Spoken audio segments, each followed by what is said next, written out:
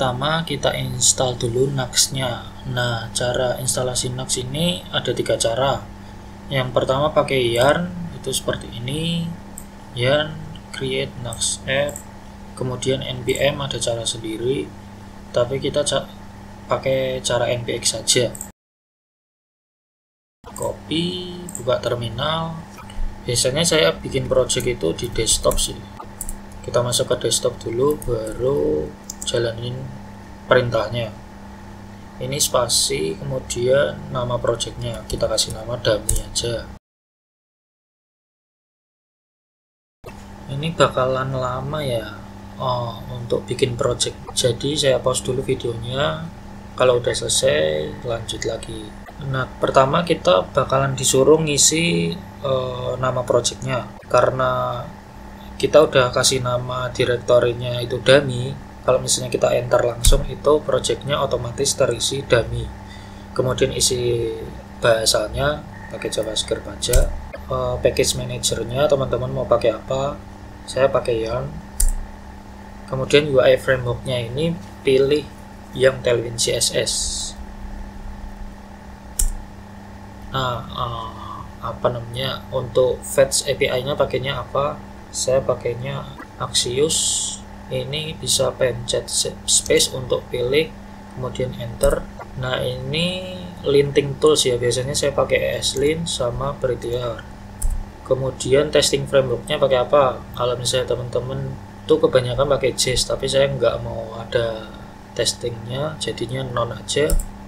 Kemudian si aplikasinya ini single page application, SPA atau universal, tergantung pilihan teman-temannya. Saya biasanya universal.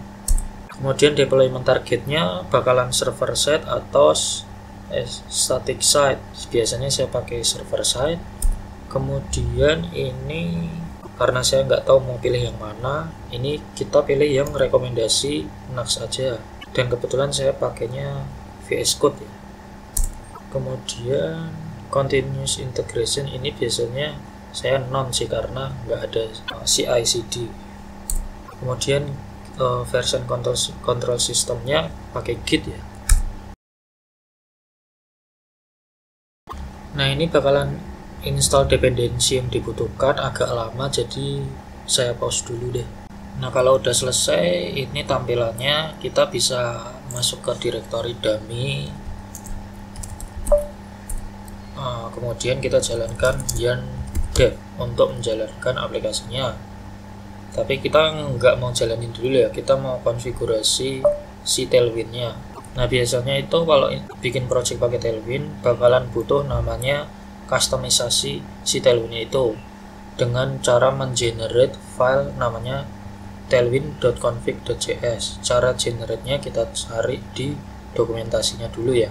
Nah, ini dia cara generate file tailwind.config.js dengan menjalankan perintah npx ini. Kita copy, kemudian kita paste di dummy ini, enter. Nah, ini udah dibuat ya. Kalau misalnya kita jalankan VS Code di directory dummy, harusnya tailwind.config ini ada yang muncul. Nah, di sini kita bisa lihat tailwind.config.js. Kalau misalnya kita mau bikin spacing baru 50 px,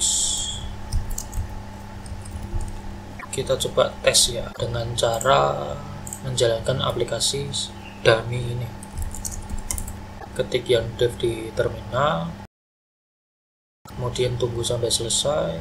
Nah, ini kalau udah selesai tandanya seperti ini. Kita bisa buka localhost 3000 ini di browser. Localhost 3000. Nah, ini udah jalan. Ini halaman default si Nux-nya ya. Coba kita ubah, misalnya kita kasih div aja, di dalamnya ada p tag,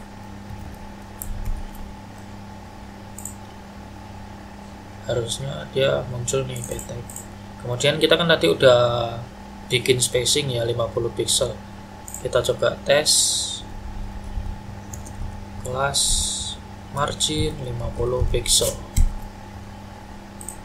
Nah, dia berhasil nih, kita bikin konfigurasi Tailwind-nya.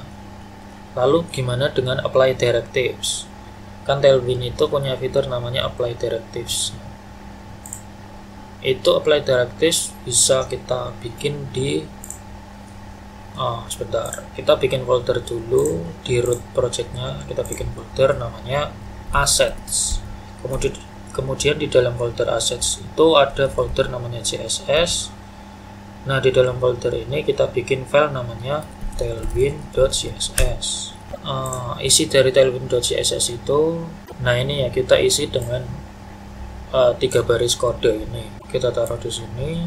Nah, ini bakalan ada warning dari VS Code-nya ya. Ini saya nggak tahu kenapa, tapi ini diabaikan aja bisa sih, nggak masalah. Coba kita bikin kelas baru dengan apply directives ke kelas-kelas yang dimiliki Tailwind. Bikin aja warna teksnya jadi merah, kemudian ukuran teksnya jadi besar misalnya. Kita coba pakai kelas ASD ini. Kita coba tambahkan kelas yang kita udah bikin tadi, kelas ASD. Terus lihat di browser, ternyata belum jalan ya. Kita coba matiin dulu deh development servernya. Bisa pencet Ctrl C, kemudian kita jalankan lagi yarn dev.